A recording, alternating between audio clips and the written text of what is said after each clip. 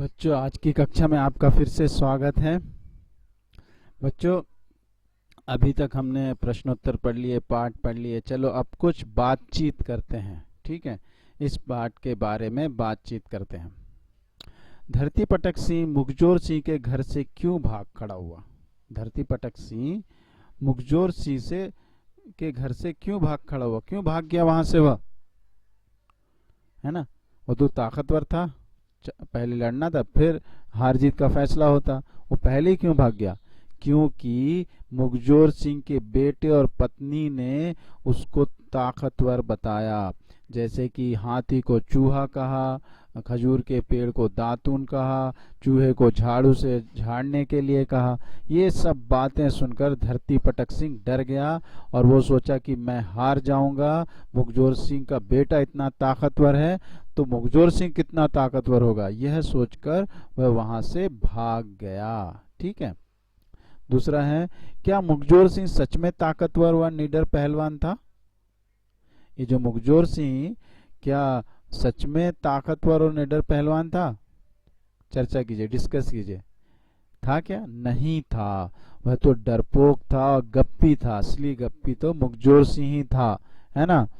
क्योंकि अगर वो पहलवान होता, ताकतवर और निडर होता, तो वो धरती पटक सिंह से जरूर लड़ता था और उसके बाद फैसला होता था कि वह ताकतवर है या नहीं है।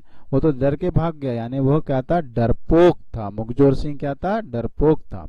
तीसरा, कहानी में पेड़ को छड़ी, पेड़ को क्या बताया? खजूर के पेड़ को छड़ी और दातून भी।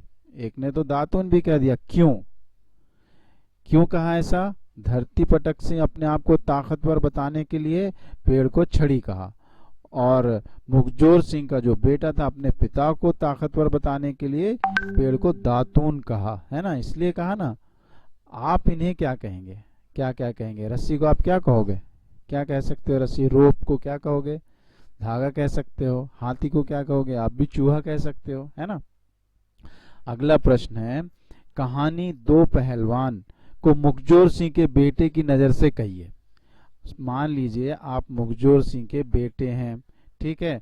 तो ये कहानी आप किस तरह से बताते? मेरे पिताजी मुखजोर सिंह बहुत नामी पहलवान थे। एक पहलवान और था, उसका नाम था धरती पटक सिंह। आगे आपको कहना है, एक दिन धरती पटक सिंह मेरे पिता से लड़ने आया, लेकिन मेरे पिताजी डर कर भाग गए और उस समय मैं और मेरी माता ने सिचुएशन को हैंडल किया और ऐसी ऐसी बातें की कि धरती पटक सिंह डर गया और वह वहां से भाग गया। मेरे पिताजी जब आए तो हमसे बहुत खुश हुए और मुझे शाबाशी दी, है ना। इस तरह से कह सकते हो, या फिर आप कोई दूसरे तरह से भी बता सकते हो। इसी कहानी को बताना है, ओन से ऐड नहीं करना है, ठीक है। नेक्स्ट है अनुमान और कल्पना। लास्ट लेसन में भी हमने ये बिट किया था, अनुमान यानी गेसिंग, कल्पना यानी इमेजिनेशन। ठीक है, यहाँ पर आप कल्पना करना है, अनुमान करना है। धरती पटक सिंह के हाथी को मुखजोर सिंह के आंगन में फेंक देने पर हाथी का क्या हुआ होगा? हाथी का क्या हुआ होगा? कल्पना कीजिए, इमेजिन कीजिए क्या हुआ होगा। अनुमान लगाइए। अब अनुमान भी लगा सकते हो।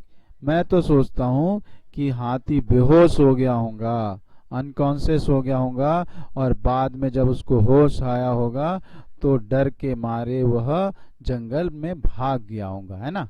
यही हुआ होगा या कुछ और? आप सोचिए। दूसरा, अगर धरती पटक सिंह मुखजोर सिंह से कुश्ती लड़ने में हार जाता तो क्या होता? धरती पटक सिंह तो रियल में एक पहलवान था, लेकिन घमंडी था, प्राउडी था। अगर वो मुखजोर सिंह से लड़ते हुए कुश्ती में हार जाता तो क्या होता?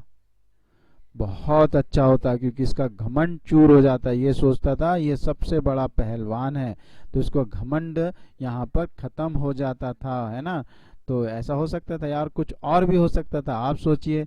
मैंने कुछ उत्तर यहाँ पर लिखे हैं, आप उनको देखिए, ठीक है। आपको ये कोई भी उत्तर कहीं नहीं लिखना है, ना टेक्स्ट बुक में लिखना है, ना क्लास वर्क में, ना रफ में, कहीं नहीं। बस इसको समझना है बातचीत के लिए, टू इम्प्रूव आवर लैंग्वेज।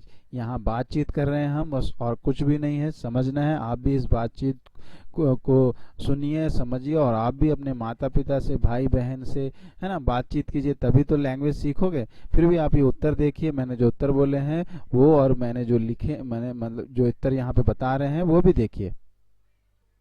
ये देखिए, मैंने जो है प्रश्नों के उत्तर यहाँ पे बताए हैं, देखिए आप ध्यान से, और इनको पढ़ने की कोशिश कीजिए। ठीक है, मैं नहीं पढ़ूंगा, ये मैं पहले ही बता चुका हूँ ये सारे उत्तर। ठीक, आप इनको देखिए, इन उत्तरों को। ये बातचीत के लिए जो 4 प्रश्न थे, है ना, ये दूसरा, ये तीसरा।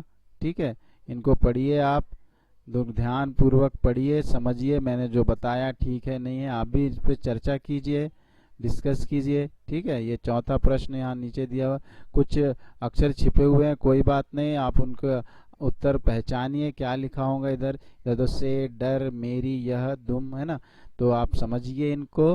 ठीक है, और क्या है, अनुमान और कल्पना भी मैंने बताया यहाँ पर। देखिए, ये अनुमान और कल्पना आप भी कर सकते हैं, कुछ और भी बता सकते हैं आप। ठीक है, इस तरह से हमारे ये जो इस कक्षा में, इस क्लास में हमने बातचीत के लिए अनुमान और कल्पना 2 तरह के प्रश्न हल किए, बातचीत की हमने। ठीक है, आपको बातचीत में मज़ा आया होगा, समझ में आया होगा। आप लोग भी इस बारे में कि दूसरों से चर्चा कीजिए और अपनी लैंग्वेज इम्प्रूव कीजिए। ठीक है, तो अगली कक्षा में फिर से मिलते हैं भाषा की बात के साथ।